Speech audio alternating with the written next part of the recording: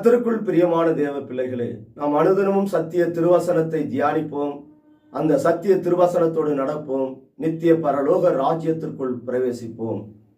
இந்த நாள் தியானத்திற்கு என்று நீதிமொழிகளின் புஸ்தகம் 23ஆம் அதிகாரம் 18 நாம் வாசிப்போமானால், நிச்சயமாகவே முடிவு உண்டு, உன் நம்பிக்கை வீண் போகாது. நாம் தேவ சமூகத்தில் என்ன காரியங்களை குறித்து ஒரு நம்பிக்கையோட ஒரு விசுவாசத்தோட நாம் ஜெபம் செய்து இருக்கிறோமோ அந்த காரியங்களை குறித்து நாம் தேவ சமூகத்தில் எப்பொழுதும் நம்பிக்கை உள்ளவர்களாய் நாம் காணப்பட வேண்டும். என் தேவனாகிய கர்த்தர் சொல்லுகிறார், வானமும் பூமி ஒழிந்து போகும், என் வார்த்தைகளும் ஒருபோதும் ஓய்ந்து போவதில்லை. நாம் தேவ சமூகத்திலே ஜெபிக்கிற ஒவ்வொரு விண்ணப்பத்திற்கும் நிச்சயமாகவே கர்த்தர் பதில் கொடுப்பார் என்ற நம்பிக்கையோடு நாம் இருப்போமானால், என் தேவனாகிய கர்த்தர் நம்முடைய நம்பிக்கையை வீண் போக முடியாத காரியத்தை அவர் செய்ய மாட்டார். உங்களுடைய பண தேவைகளுக்காக நீங்கள் ஜெபம் செய்திருக்கலாம். பிள்ளைகளுடைய திருமண காரியங்களுக்காக தேவ சமூகத்திலே நீங்கள் ஜெபித்திருக்கலாம். இல்ல வேலையில்லா சூழ்நிலைகள் இருந்திருக்கும். எனக்கு நல்ல வேலையை தாரும் ஆண்டவரே, என் கையின் பிரயாசங்கள் ஆசீர்வதிக்கப்பட வேண்டும் என்று சொல்லி நீங்கள் ஜெபம் செய்திருக்கலாம். இல்ல திருமணமாகி அநேக நாட்கள் ஆகிவிட்டது, எனக்கு ஒரு குழந்தை பாக்கியம் இல்லையே என்று சொல்லி நீங்கள் தேவ சமூகத்திலே ஜெபம் செய்திருக்கலாம். கர்த்தர் என் வியாதியிலிருந்து சுகத்தை தருவார் என்ற நம்பிக்கையோடு இருக்கிறீர்களா? என் ஆத்மா தொய்ந்து போய் இருக்கிறதே, என் ஆத்மாவை கர்த்தர் உயிர்ப்பிப்பாரா? அந்த நம்பிக்கையோடு இருக்கிறீர்களா?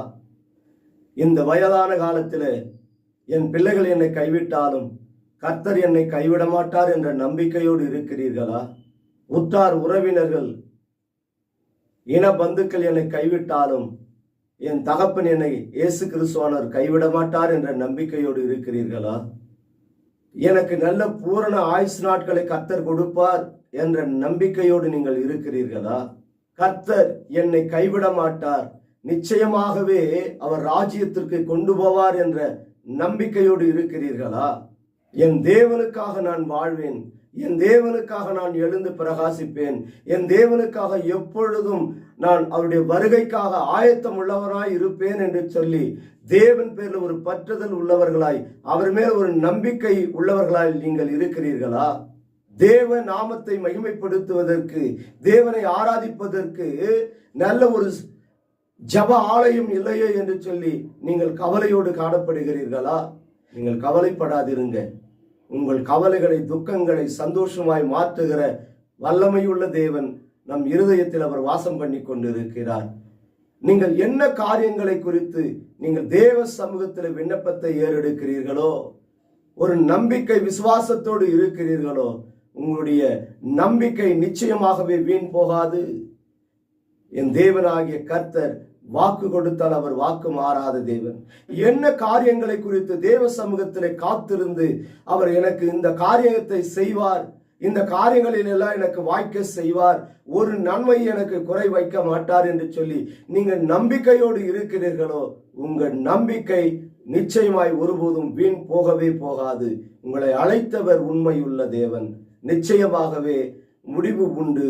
இதற்கு காத்திருந்து கழுகை போல புது பலன் அடைந்து நீங்கள் செட்டைகளிட்டு உயர பறக்க செய்கிற தேவ வல்லமை உள்ள தேவனாகிய கர்த்தர், என் நாமம் தரிக்கப்பட்ட என் ஜனங்களோ ஒருபோதும் வெக்கப்பட்டு போவதில்லை என்று சொல்லி வாக்கு கொடுத்தவர். நீங்கள் ஜாதி ஜனங்கள் மத்தியிலே என்ன காரியங்களுக்காக என் தகப்பன் எனக்கு சந்திப்பார் என்ற நம்பிக்கை விசுவாசத்தோடு இருக்கிறீர்களோ, அந்த நம்பிக்கை விசுவாசம் வீண் போகாதபடிக்கு சகல தேவைகளையும் சந்திப்பதற்கு அவர் வல்லமை உள்ள தேவனாக இருக்கிறார்.